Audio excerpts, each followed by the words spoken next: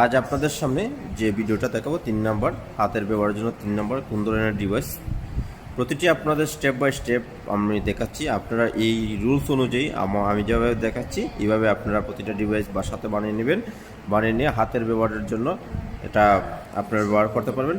এছাড়া যারা প্যারালাইসিস হয়ে গেছে, প্যারালাইসিস হয়ে যে হাতের ব্যবহার করতে পারে না, হাত মুষ্টি করে ধরতে পারে না, খাবার খেতে পারে না, প্রতিবন্ধী শিশু তো এই অবস্থা আছে, তার প্লাস হইলো আপনার যে প্যারালাইসিস হইলে এই জিনিসটা কমন, যে হাতে কিছু করতে পারে না, হাতের বর পায় না, প্যারালাইসিস রোগীদের জন্য এটা ব্যবহার করা হয়।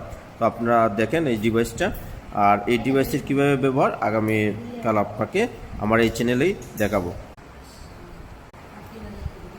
এই ইলেকট্রিক ডিভাইস কাঠের ডিভাইস, এটা আপনারা দেখে দেখে বাসা বাড়িতে করতে পারবেন এবং কাঠ দিয়ে বানাতে পারবেন। এছাড়া বাজারে আপনার সার্জিক্যাল দোকানে এগুলো কিনতে পারবেন।